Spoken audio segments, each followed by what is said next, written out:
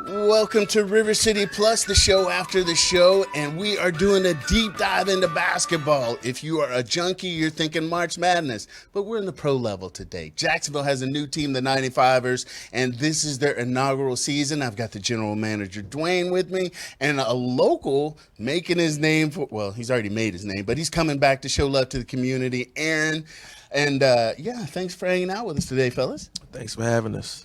All right, so we did a little bit of a background check on the origin story of the 95ers, but if you guys missed it, the 95ers, I had no idea what the name was. They told me, and I was thinking it was some historical thing, but it's a whole different concept. So I'm going to let you explain that. 95ers is what?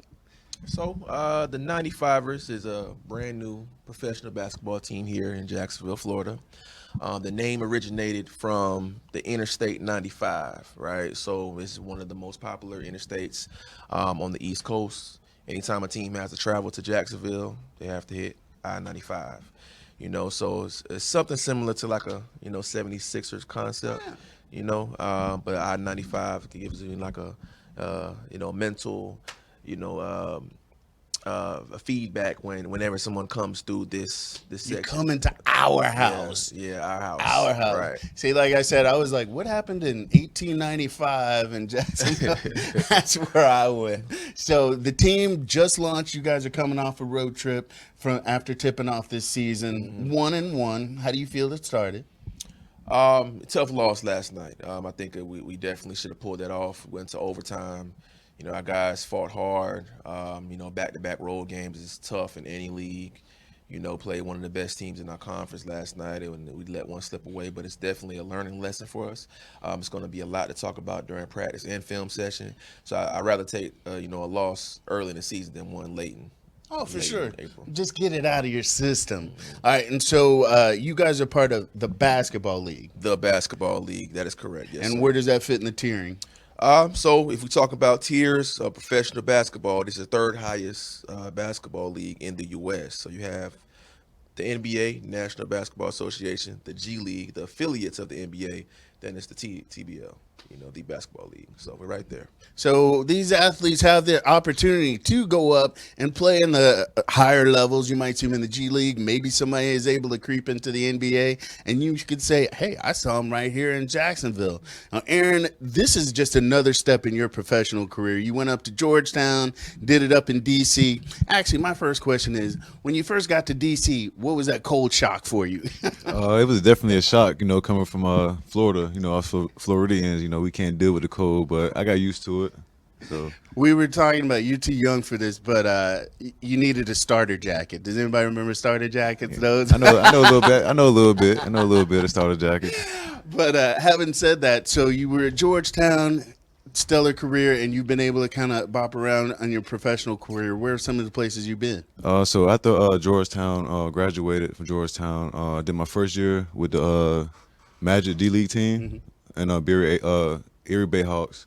After that, I did Dominican Republic, Canada, Uruguay, Portugal. So I know obviously everybody wants to go to the league and play in the big show, but how have these experiences kind of helped you grow as a player and a person? It definitely made me grow as a person, being away from home. Got to grow up, family's not around, so I can't really just call, so got to talk.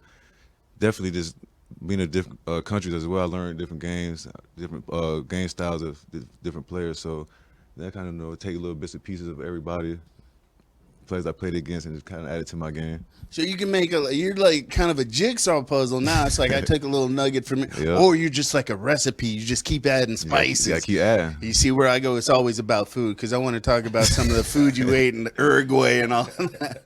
But what does it mean for you to be able to come back home and show the locals that there are opportunities to continue playing, even if it's not what you might have envisioned, but you still have a chance to follow your dream? To me, it means a lot because, like I said before, like community's real big on me. Just growing up, I had to do a lot of things on my own. Just figure things out. Just like going to college because I was the first one in my family to go, especially to play sports. So I kind of wanted to, like you said, the youth is to see like I'm from the same area as you, and you can do the same thing. So when I'm on the court, I just try to give it all my all. And after the game, I just want to, just talk to them, just be around. Just they gotta visual right there in front of them. So I want to be that person for them. So, having said that, what do you hope fans take away from the experience when they come see you guys play? Well, I hope they, take away is a fun family environment. An event that they can be proud of, that the city is putting together. 13 months of operations got us to this point. I think we did an amazing job, brick by brick, layer by layer.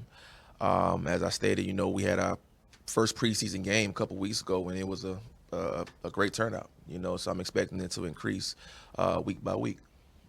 So you've got players with local ties. They also have a dance team, a senior and a junior team. It's the Rush, and so having that aspect of it adds another element, especially when you're like, oh, we've got some young ones that want to show support as well. Absolutely. Miss Kizia Roll, she does an amazing job with the dance coordinator. She was a former dancer for the Orlando Magic.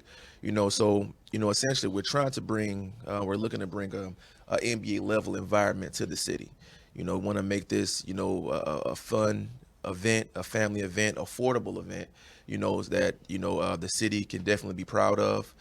It's something we're building. We're excited to play our first home game on the 21st at Jacksonville University Swisher Gymnasium.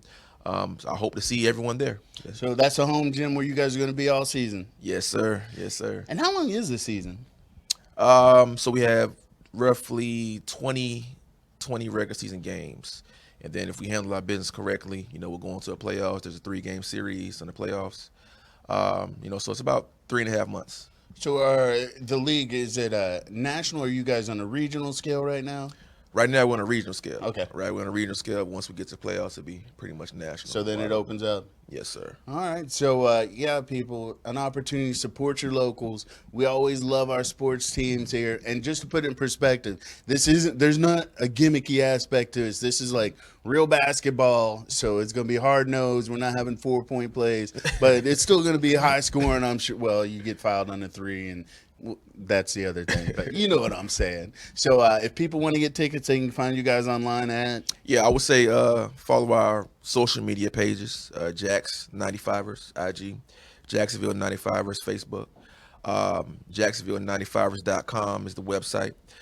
We are, selling season tickets right now. We do have quite a few sales going on as well. So if you're looking to get updates, follow those pages. All right. So like I said, people, go out and support your locals. We got Aaron local here.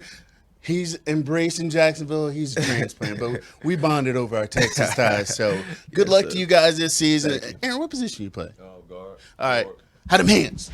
All right. We'll be back with River City Plus tomorrow. We'll just cut that part out.